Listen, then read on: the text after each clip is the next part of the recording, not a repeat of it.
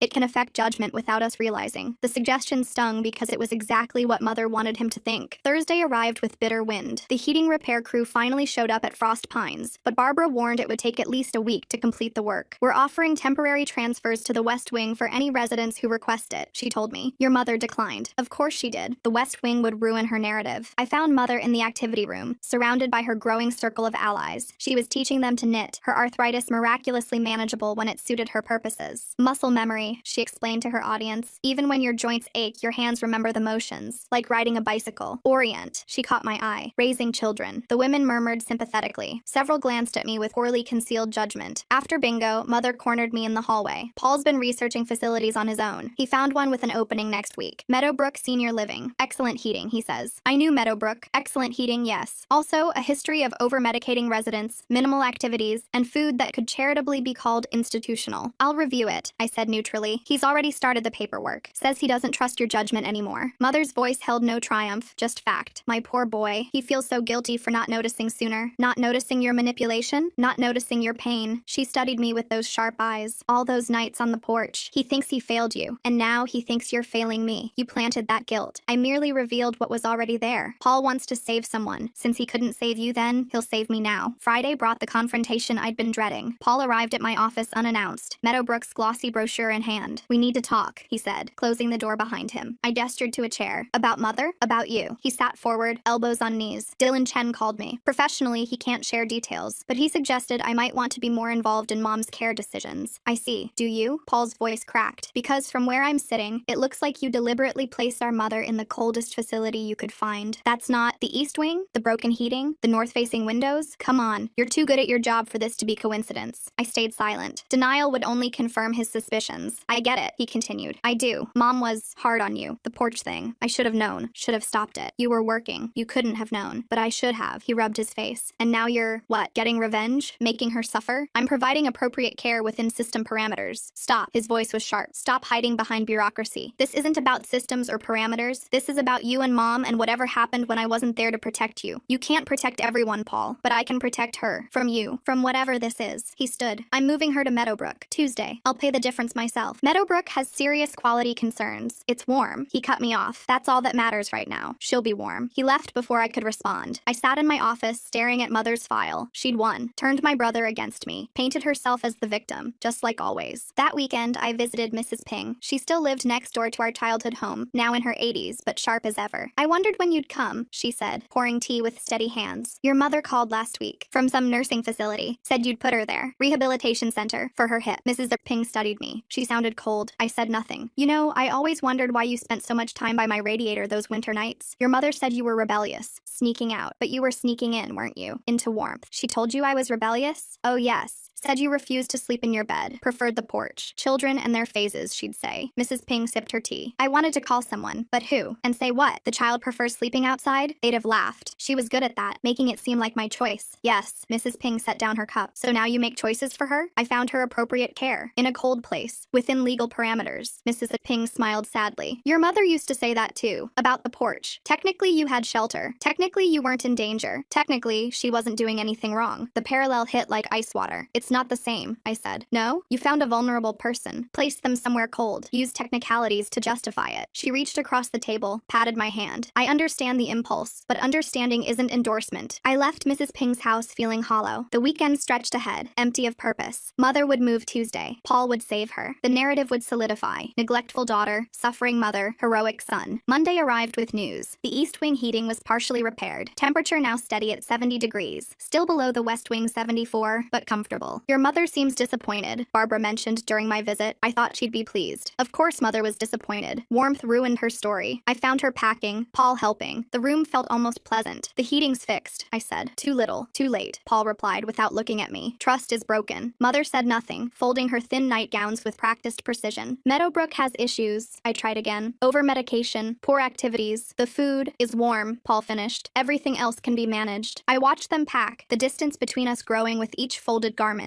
Mother had won completely. Not just the war over placement, but the battle for Paul's loyalty. I'll still visit, I said finally. Mother looked up then. Will you? You're still my mother. Am I? She smiled, that sharp, knowing smile. Or am I just another case to manage? Tuesday came too quickly. I arrived at Frost Pines to help with the transfer, but Paul had come early. Mother was already in the transport van. We've got it handled, he said coolly. Through the van window, Mother watched us. No triumph in her expression, just assessment, calculation, planning the next move in a game that would never end. The van pulled away. I stood in the parking lot, watching it disappear. The East Wing behind me was warm now. Too late for Mother, but perhaps in time for the next resident. Helen waved from her window. I waved back, then got in my car. Meadowbrook was 20 miles south. I'd visit Thursday, check the conditions, document any concerns, because that's what I did. Work within systems, maintain professional boundaries, make hard choices look like care, just like Mother taught me. I drove straight to Meadowbrook after watching the van disappear. The facility sat on a busy commercial strip, sandwiched between a discount tire shop and a payday loan office. The parking lot had potholes. The landscaping consisted of dying shrubs and cigarette butts. Inside, the heat hit like a wall. The thermostat in the lobby read 82 degrees. Several residents dozed in wheelchairs, faces flushed from the warmth. The air smelled like overcooked vegetables and industrial disinfectant. The receptionist looked up from her phone. Visiting hours don't start until 2. I'm here for the admission paperwork. My mother's arriving shortly. Patricia Trisha Patterson. She shuffled through papers. Oh, right. Your brother already filled everything out. Room 203, second floor. I took the elevator up. The hallways were even warmer than the lobby. Paint peeled from the walls. A television blared from the common area where residents sat in rows, staring at nothing. Room 203 was small, cramped, with 2 beds separated by a stained curtain. The roommate was already there, a woman who looked heavily sedated, drooling slightly as she slept. Paul arrived with Mother 20 minutes later. She entered the room using her walker, taking in every detail. Her expression remained neutral, but I saw the calculation in her eyes. It's certainly warm, she said mildly. Paul helped her to the bed. See? Much better than that freezer at Frost Pines. A nurse appeared, young and harried. New admission? I'll need to do an intake assessment. She glanced at her watch. Though I've got 6 other assessments backed up. Might be a few hours. That's fine, Mother said graciously. I'm sure you're doing your best with limited resources. The nurse's face softened. Thanks for understanding. Short-staffed today. Well, every day really. After the nurse left, Paul turned to me. See? They're perfectly nice here. I said nothing. Mother was already cataloging the facility's deficiencies. The overwhelmed staff, the sedated roommate, the institutional atmosphere. She'd have ammunition within days. I should go, I said. Let you get settled. So soon? Mother's voice held false disappointment. But you just got here. I have clients to see. Paul walked me to the elevator. I know you think I'm making a mistake, but at least you'll be comfortable. Comfort isn't everything, says the person who never spent nights freezing on a porch. The elevator doors closed between us before I could respond. That evening, I got a call from Barbara Chen. I wanted to let you know the East Wing heating is fully operational now. We've also had a bed open up in the West Wing, if your mother wants to return. She's been transferred to Meadowbrook. Family decision. Barbara paused. Meadowbrook? But they're under investigation for... She caught herself. Well, I'm sure you know what's best. I did know. I knew exactly what would happen next. Wednesday, I focused on other clients. Placed a sweet grandmother at Garden Grove. Found a spot for a veteran at Sunset Manor. Each placement appropriate, documented, justified. My reputation remained intact, despite Dylan's investigation. Thursday morning, Paul called. Mom's not adjusting well. She seems off. Off how? Confused. Sleepy. The nurse says it's normal. Just the adjustment period. What medications is she on? I don't know. They handle all that. You should ask to see her medication list. Check the dosages. Why? His voice turned suspicious. What are you implying? Nothing. Just good practice to stay informed. He hung up without saying goodbye. Friday, I stopped by Meadowbrook during lunch. Mother was in the common area, slumped in a wheelchair among the other sedated residents. Her eyes were glazed, movement sluggish. Mother? She turned slowly, focusing with effort. Oh, hello, dear. Is it visiting time? How are you feeling? Tired. So tired, but warm. She smiled vaguely. Very warm. I checked her medication chart at the nurse's station while the staff was distracted. Ativan, Seroquel, Trazodone, all at maximum doses. The chemical restraint cocktail. That weekend, I compiled research on Meadowbrook's medication practices. Found 3 lawsuits in the past 2 years. Families claiming their loved ones were over-medicated into compliance. All settled out of court. I texted the information to Paul. He didn't respond. Monday, Helen called from Frost Pines. Your mother's old bed is still available. The heating's lovely now. I do miss having someone to talk to. She's at a different facility now. Oh, Helen sounded disappointed. Well, if she ever wants to come back. Tuesday marked 1 week at Meadowbrook. I arrived to find Mother more alert, sitting up in bed. The sedation honeymoon was ending. She'd be building tolerance. The food here is remarkable, she told me conversationally. I've never seen green beans that color before, or that texture. Paul says you're adjusting. Oh yes, though I do worry about him. He seems so stressed, guilty. She smoothed her blanket. I told him it wasn't his fault, that he's doing his best. Generous of you. Family is everything. She met my eyes, even when they disappoint us. A commotion erupted in the hallway. Her roommate had fallen trying to get to the bathroom alone. No one had answered her call button. 3rd time this week, Mother observed. Poor thing. The staff is so overwhelmed. Wednesday, Paul called again. Mom's complaining about the food, and her roommate, and the staff. Nothing's ever good enough. Meadowbrook has documented quality issues, which you could have mentioned before. I tried. You said warmth was all that mattered. Don't. His voice was sharp. Don't you dare say I told you so. I'm saying Frost Pines has an opening. West Wing. Properly heated now. We're not moving her again. She needs stability. Thursday brought another call. Mother had refused her medications, claiming they made her fuzzy. The staff was insisting. Paul was caught in the middle. She says she doesn't need so many pills, he said, exhaustion creeping into his voice. But the nurses say she's being difficult. She has the right to refuse medication. They say she'll be labeled non-compliant. Could affect her care. That's illegal. Is it? He sounded lost. I don't know anymore. I just wanted her to be warm. Friday, I visited again. Mother was in the dining room, picking at mystery meat. Her table mates stared vacantly at their trays. I've been thinking, she said without preamble, about choices, how we justify them. Have you? That night you mentioned, the hypothermia incident. I opened the window myself. She cut a piece of meat, examined it, set it down. You knew, of course. I suspected, but you didn't say anything. Let Paul believe what he wanted. She smiled. We're more alike than you think. We're nothing alike. No, we both work within systems. Use documentation to support our narratives. Maintain plausible deniability. She pushed her tray away. The only difference is I taught you well. Saturday, Dylan called. Just wanted to let you know the investigation is closed. No findings of abuse abuse or neglect. Your documentation was thorough. Thank you for letting me know. How's your mom doing at the new place? Adjusting. Good, good. He paused. You know, if she ever needs different placement, I heard Frost Pines fixed their heating issues. Sunday, Paul showed up at my apartment. First time in months. He looked exhausted. I need help, he said simply. I let him in, made coffee. He sat at my kitchen table, head in his hands. She's miserable. I'm miserable. The place is awful, but she won't admit I made a mistake because that would mean you were right. What do you want me to do? Fix it. You're the expert. Find her somewhere better. Frost Pines has an opening. The place you originally chose? He laughed bitterly. Full circle. It's a good facility. The heating's fixed. Helen would be happy to have her back. And Mom? Would she be happy? She'd be appropriately cared for. He studied me. You knew this would happen. Knew Meadowbrook was terrible. Let me learn the hard way. You wouldn't have believed me otherwise. Just like Mom knew you'd eventually rebel against the cold, but let you suffer first. He rubbed his face. God, we're a messed up family. Monday, I filed the transfer paperwork. Frost Pines to Meadowbrook, back to Frost Pines. The insurance company would question it. I'd have documentation ready. Tuesday, Paul and I told Mother together. Frost Pines has addressed their heating concerns, I said professionally. The West Wing maintains consistent warmth. Your previous roommate has requested you back. Mother looked between us. And you both agree this is best? Yes, Paul said firmly. How lovely. My children working together. Her smile was sharp, just like a proper family. Wednesday was moving day. Again, Mother packed her few belongings without complaint. The Meadowbrook staff seemed relieved to see her go. Difficult patience, one nurse muttered, always complaining about something. Back at Frost Pines, Helen greeted Mother with genuine warmth. I saved your spot by the window. The afternoon sun is delightful now that the heating works. Mother settled into her old bed, in her warm room, with her chatty roommate. Full circle indeed. Thank you, darling, she told me, for everything. Just doing my job. Of course. She arranged her things on the nightstand. Will you visit? Thursdays, during my rounds. Professional visits only? What else would they be? She nodded slowly. What else indeed? Paul hugged her goodbye. I'll come Saturdays. We can do the crossword. That would be nice. She patted his cheek. You're a good son. In the parking lot, Paul stopped me. Is this what winning looks like? Because it doesn't feel like anyone won. It's what appropriate care looks like. Cold comfort. Better than false warmth. He drove away. I sat in my car, watching the West Wing windows. Mother appeared in one, adjusting her curtains. She saw me and waved. I didn't wave back. Thursday, I visited during rounds. Professional, documented. Mother was thriving. Physical therapy going well. Participating in activities. Taking appropriate medications at appropriate doses. Your mother's doing wonderfully, Barbara mentioned. Whatever was bothering her before seems resolved. She just needed the right environment, don't we all? Friday, I placed another client at Northern Breeze. The heating was still broken, but Mr. Thompson ran hot. Liked cool spaces. Perfect match. Saturday came and went. Paul visited Mother as promised. Sent me a photo of them doing the crossword together. Both smiling, playing normal. Sunday, I organized my files. Mother's case properly closed. Documentation complete. Everything tied up neatly.